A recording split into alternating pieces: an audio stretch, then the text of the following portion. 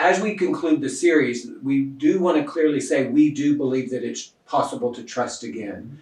And that this isn't something that you force, it's not something that you manipulate. In fact, what we say to the men is it is your responsibility to be trustworthy, and then other people get to determine whether or not they're going to trust you. Because the principles that we've been talking about are not just about husbands and wives. When we lie, when we betray, when we act out sexually and that is exposed, we break trust with a lot of people. And so even though we've specifically talked about the couple's relationship, these principles that we've been teaching really are applicable to any relationship where the trust has been broken.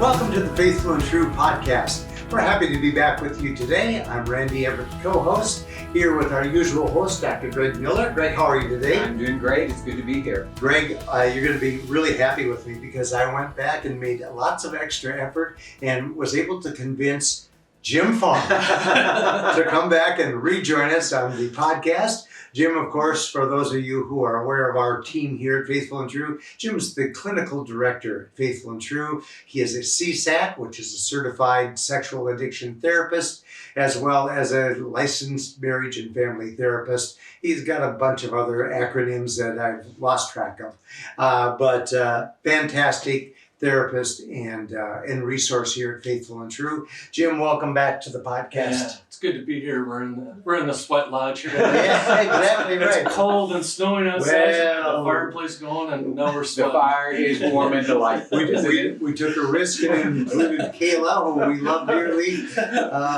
and she tends to get chilly. So anyway, we'll move past that and bring you to. We're excited about today because today is kind of the culmination of this multiple podcast series on building trust. Absolutely. And again, for those of you that have been with us for a while, we have been doing a series on some of the principles, some of the things necessary in order for a husband to begin to build trust again. And if you remember all the way back at the beginning, Deb and I kicked off the series by just talking about some principles. And one of the things that we want people to understand is that we do believe it is possible for there to be trust again. One of the questions that I've heard Beth, my wife, and the other women here at Faithful and True talk about is one of the first questions a wife may have is, can I ever trust again? And so we've been doing this series helping men to understand and also giving some information to women about what they could be looking for in the process of building trust. But as we conclude the series, we do want to clearly say we do believe that it's possible to trust again. And that this isn't something that you force, it's not something that you manipulate. In fact, what we say to the men is it is your responsibility to be trustworthy, and then other people get to determine whether or not they're going to trust you. Because the principles that we've been talking about are not just about husbands and wives. When we lie, when we betray, when we act out sexually and that is exposed, we break trust with a lot of people. And so even though we've specifically talked about the couple's relationship, these principles that we've been teaching really are applicable to any relationship where the trust has been broken. Yeah, that's right. We think about that because you hear the stories with the families that we work with that the kids aren't trusting either. Or coworkers aren't, or colleagues, whoever's been exposed. Right. So we want people to understand that with that effort, with some purposefulness, that trust can be rebuilt. And I want to just talk a little bit about men in recovery beginning to trust themselves. Yeah. Now, this is challenging because, one of the principles of AA is, it's stinking thinking. It's our worst thinking that has gotten us here. So we're not talking about that. But we do believe that men, just like others who are struggling with addiction, they have an intuition. They have God's presence in them. And one of the things that the addiction does is it can separate that connection with God's Spirit, where it's kind of like it's a fuzzy connection or it's a blurred connection where I don't hear as clearly. And when I begin living in my truth, when I begin the journey of recovery, I can begin to hear that prompting. I can begin to hear God's invitation. And so one of the things that we encourage men is when you are on the journey of recovery, start paying attention to God's invitation and God's prompting. That is a part of building trust. You're beginning to trust yourself in hearing God's presence. Yeah, I think that's one of the more important first steps for a guy. Less focus on how do I create trust with the spouse and how do I begin to trust myself? Because, like you said, it's really hard to expect a spouse to trust you if you can't trust yourself first. Right. The hard part with that is a lot of men have, out of their own survival, had to override their own intuition. In order to survive the situations. Right. And so they've almost developed a mistrust of themselves, so it sets them up to kind of betray others. Right. Well, and what's also true is if I grew up in a home where I was told this thing was true, and I was told I was safe, I was told that I was loved, and yet there was abandonment and invasion, then it gets very confusing because my intuition is telling me I'm not safe, but I'm being told that I'm safe. And so it can distort that ability to really have a clear understanding of what is going on. One of the things that I've heard Deb say when she comes and talks to the men at the workshop is that one of the best gifts we can give someone is the truth, because in giving them the truth, it helps to validate their perspective. For many wives, their intuition was telling them that something wasn't right, and they would even ask their spouse about it, and their spouse would dismiss that and tell them they're just making stuff up, that everything is okay. So when the truth comes up, it's actually like, wow, their intuition was accurate, was correct. Well, the same thing can be true for men. As they begin the journey of recovery, as they experience healing, one of the things that they can reclaim is that sense of their ability to perceive what is going on, their ability to perceive what is true and what is accurate. Yeah, I had a client that he was telling a story about how he met a gal at a coffee shop, just started working there. But in his own words, he said, I think she's going to be a train wreck. And I said, and we talked about that. And one of the things he did is he went back and said, I just want to be colleagues. I don't want to be any more than that. But she flew off the handle on him. And I said, well, that's a pretty good indicator. Right, yeah. Your intuition was right. Yeah, and that was really actually a significant part of his recovery because he began to trust himself again. Well, we one of the principles that we taught in this series was the idea that one of the things that builds trust is for a husband to have internal motivation. If I'm doing something just because my wife wants me to do it, or my sponsor is telling me to do it, or I read a book and it says I'm supposed to do that, initially that may be helpful. And at some point, it has to be an internal motivation. And so one of the things that can shift is when I begin to have a good recovery intuition. I'm telling myself I need to go to a meeting, or I'm aware I need to reach out to my community. My intuition, when I'm listening to it and I'm grounded in my truth, will actually guide me in a way that I need to go. I love telling men, after a session or in group, wow, your intuition around recovery is really good. Trust that, your intuition was telling you that you should avoid this situation or you should engage this conversation. And so one of the things that we want men to do, and one of the ways that they become trustworthy, is to begin to trust their intuition and their own perspectives. Yeah, and I think that's so important for wives because if it's internally motivated, it frees them up not to have to be perfect. Right. So, she can have a rough day and she can trust that he's going to continue to do his recovery. Right. Even if she has a bad moment or a bad day. Well, and you're highlighting another one of the principles that we taught, and that was that the husband's recovery is detached from the wife's reaction. That the wife, like you said, can have a strong reaction, and maybe it's not the wisest reaction. And the wife has confidence that her reaction is not going to derail the husband's desire to be in recovery and to be free. Yeah, and I think that's so important. Sometimes guys come into this recovery and they're wanting to manage the outcomes of things rather than risk vulnerability. And I keep telling them over and over again, one of your main recovery things is to risk vulnerability and let go of the outcome. Right. And some of the best trust building things is actually when a husband speaks into a wife, but it creates some conflict. Right. Yeah. for so many of us, and I would include myself, that old pattern of placating, of accommodating, of adjusting, and it wasn't about meeting Beth's need, it was about me being safe. And so if my perception was Beth wasn't angry at me or distant from me, then I could be safe. Well, I would work really hard to make sure that we had some sort of connection. I think one of the things that gave Beth confidence in my recovery were those moments when I said something or did something that maybe challenged her perspective, and I knew she was going to maybe not have the best reaction to that, but I went ahead and did it anyway. That's one of those ironic moments, I think, where though it can temporarily create some chaos, the long term is it actually builds trust. Yeah. And I think most wives that I've worked with in couples counseling would say that. Right. That actually built trust, but it doesn't feel that way for a guy initially. Right.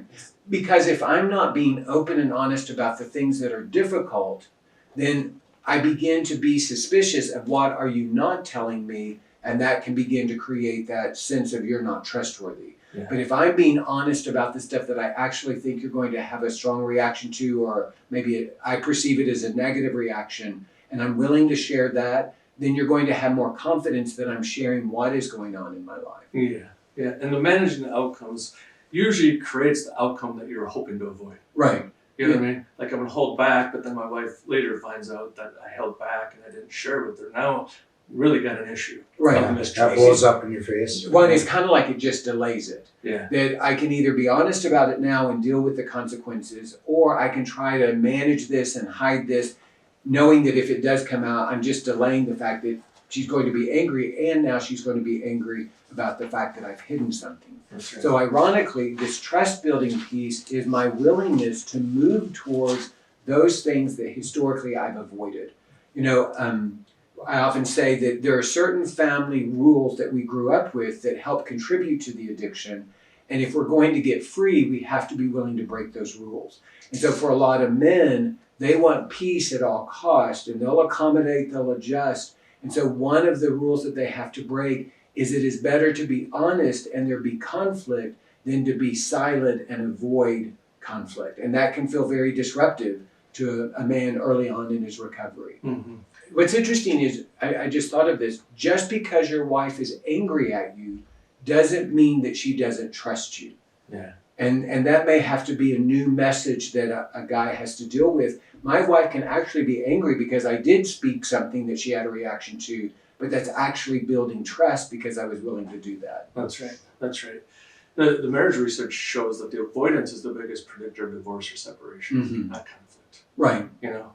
But we think we're doing something good for the relationship by avoiding the conflict. It's the exact opposite, actually. Right. And for men who grew up in families where, conflict was unsafe, we see this a lot where conflict led to yelling, screaming, hitting, things being thrown. It makes perfect sense for that person to go, I'm going to avoid conflict at all cost. Mm-hmm. What's also true is for the man who grew up where all conflict was hidden. We never saw anybody engage conflict. We never saw resolution from conflict. It makes perfect sense. I'm going to avoid conflict also. But if I'm really going to be trustworthy, it is about engaging conflict in a healthy, wise adult way. Now, we don't want yelling, we don't want screaming, we don't want throwing of things. There are healthy ways to do conflict. But when I show up as my wise adult and I share something that may result in a disagreement, I can still be safe in that. And, my spouse can be safe if I'm showing up as a wise adult. Yeah, I like that. One of the other things I often was thinking about as you were talking is some of the guys that I see, and you probably have touched on this already in previous podcasts, but sometimes they assume that they're trustworthy by the absence of behaviors. Mm-hmm. You know what I mean? I'm not doing that anymore. Right. Yeah, that's a great awareness. That I believe I'm not doing this, and I'm telling you that I'm not doing it, so you should trust me. And it's more of a comprehensive, it is one of the principles, this idea that what we see is what women want is to experience their husbands as being different. Yeah. They don't want to be told their husband is different. They don't want a difference demonstrated. But in time, they want to experience their husbands as different. And that experience is something that they're able to trust. But if a guy is out there trying to convince his wife that he's changed and he's never going to do it again, that attempt to convince her is actually causing her to probably trust him less. That's right. But if I'm just living it out and not trying to convince someone, I'm actually showing that I'm trustworthy. Yeah, it's about, I think you and Deb talked about in the last podcast, it's about being trustworthy rather than trying to do things or just stop doing things. Right. Absolutely.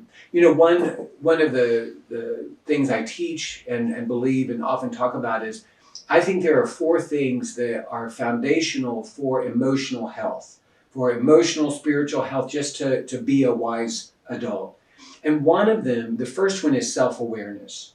So I would say if a man is out there and he is wanting to be trustworthy, that it's important that he has a level of self-awareness. And there's a difference. Self-consciousness is when I try to see myself through the lens of somebody else. Mm-hmm. So I become self-conscious if I'm trying to understand how somebody else sees me. Self-awareness is when I seek to see myself through the lens through which God sees me. Mm-hmm. So I want to be clear about who I am, what choices I make, and that self-awareness actually helps me be safe for other people. I often say if I'm not self-aware, I'm like a bulldozer in a china shop. I'm just going to plow over everybody. Mm-hmm. But if I have self-awareness, I understand how I move through a community, through a relationship, how I show up. One of the interesting things that we hear a lot of time is a guy will say, well, I'm not that angry. And he would identify his anger at like a 3. Mm-hmm. The people around him would say, no, actually your anger is more like an 8. Well, he is aware that he is angry, but he's lacking the self-awareness of the intensity. Mm-hmm. Or a guy might say, well, I am kind of withdrawn. And he gives himself a 3 as a withdrawn person. And the people around him would say, well, actually, I think it's more like an 8 or a 9. And so part of it is, it's not just understanding what's going on in me, but it's listening to how other people are responding to me. But that self-awareness piece, I think, is one of the principles necessary in order to build trust. Yeah, we discussed that in our last podcast of the why, but I was thinking about that as well in terms of Genesis. Remember when Adam and Eve partook of the tree? Mm-hmm. And I love, in one translation, God, asks Eve, what did you do? But I love a different translation. He says, why did you do that? Mm-hmm. Do we believe he didn't know? You're right. God knew he wanted to develop self-awareness for them. Mm-hmm. And part of self-awareness are my motivations. Yeah. We talked in our last podcast that one of the ways that we build trust is by understanding the why of the addiction. And so if I can get clear about my motivations, why am I doing the things that I do? For years, I would have told myself, I don't upset Beth because I love Beth and I don't want Beth to be upset. The truth, and it's less beautiful and it's less Hallmark Cardi, is I did that because I didn't feel like I could be safe if she was upset. It wasn't about Beth, it was about my safety. Mm-hmm. So getting in there and understanding this is what's motivating me to do what I'm doing, I think is a significant part of self-awareness. Yeah. One of my favorite things with self-awareness is helping people understand what are the statements of denial. Mm-hmm. And the way I kind of define denial is my way to come up with acceptable reasons for unacceptable behavior. Mm-hmm. Right. I'll hear it this Friday. I'm acting out because my wife's not as sexual with me. It seems like an acceptable reason. Right. For an unacceptable behavior. Yeah, absolutely. Well, and the more that we can understand, we are our blind spots. We all have them, and we will probably always have them. But it really is being willing to look at those things in our lives that historically we have avoided. And where is our denial? Where is our justification, our rationalizations, our minimizing? How are we showing up in relationships and in community? Can I interrupt real quick? Yeah. Before we get too many emails. That was not actually an acceptable reason. Yeah. Yes. So good clarification. Note to self. I didn't want to have an email box full of emails. Right. So it was an unacceptable reason. That's right. That was a statement of denial that we hear quite a bit. Right. Well, and what's true is, that was another one that we talked about, is when there's blame, there's not trust. And so if a guy is blaming his wife for his acting out, that's not building trust. The way that we build trust is by taking responsibility for our choices. I think the next thing that builds trust is transparency. So as I become self-aware, I begin to share that with other people. I heard it over and over in the podcast that we were doing. I hear it when when Deb comes to teach, and when Beth, my wife, is working with women. But one of the most painful things is the deception. And so it's the hiding, it's the lying. And so it is about me willing to be transparent and bring myself out of hiding into community, letting other people see me and know me, my thoughts, my beliefs, my choices, my behaviors, my experiences. And I'm becoming transparent, and I'm learning I can be safe and I can be known. And I think that this is significant because intimacy is when I'm known, I'm safe, and I'm connected. So intimacy begins with vulnerability. And so if I'm not willing to be vulnerable, then I'm not really ever going to experience intimacy. And so this transparency piece, I do think, isn't just about building trust, but it's also the thing that leads to the possibility of intimacy. Yeah, and I think there's a lot to that in terms of our spirituality. I don't know who did this quote, but it wasn't me, so I wish I could give credit to who it was. But the quote was this: that Christ didn't come, to pull us out of the darkness, but to provide light for our way out of the darkness. Mm-hmm. It's very powerful. Right. Yeah, and You're welcome. what we teach is this idea that God doesn't always rescue us from our pain, but the imagery of the scriptures that God can be with us in our pain. That as I'm sharing who I am, God can be with me in that. And I don't have to be alone in my vulnerability and my transparency. The third thing that I think contributes to this is this ownership piece, where we are willing to take responsibility for our lives and our choices. If I want to be trustworthy, then I'm going to own my life. And the alternative to ownership is either shame, and shame says it's all your fault, or blame, which says it's all my fault. But the reality is, if I'm living in my truth, I'm going to own what is mine, and I'm going to release what's not mine. And one of the best ways to create safety in a relationship is for there to be ownership. Yeah, and I think when I think of ownership, I think of oftentimes people that struggle with ownership have really truly been victimized. Mm-hmm. And so part of moving out of that victimhood is taking ownership, Mm-hmm. Responsibility for the things that maybe I haven't done so well, but starting to have some humility around the things that maybe are my strengths as Right. well. Well, and to be victimized means something happened to me. Yeah. To become a victim means I'm going to let what happened to me define me. And so what we want is to acknowledge the fact and own the fact that we were victimized, and I don't have to be defined by that. That's right. And again, if I continue to live in that victim place, I'm going to create chaos for myself and others because I'm not, after being victimized, maybe taking responsibility for the choices that I have made. Again, that blame piece can be so subtle, but it is important that we recognize when I'm blaming somebody else for my choices, I'm going to be stuck in those choices because I cannot change something I don't own. Yeah. The beauty of ownership is when I own my addiction, I can begin to change my addiction.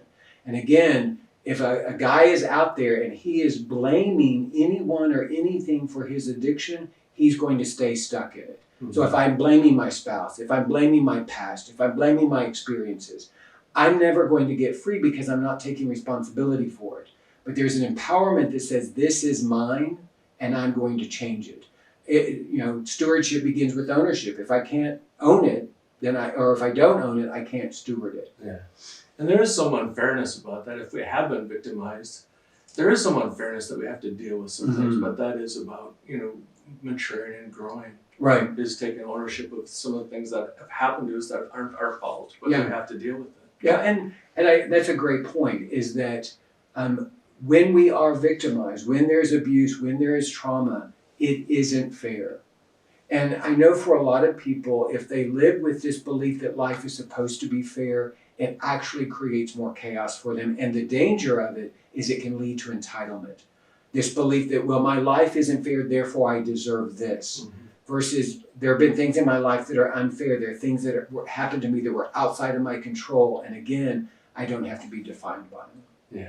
Yeah. And it's a big, we often talk about entitlement as my permission point for the addiction. Mm-hmm. And a lot of times it's about unresolved grievances or hurts. Right.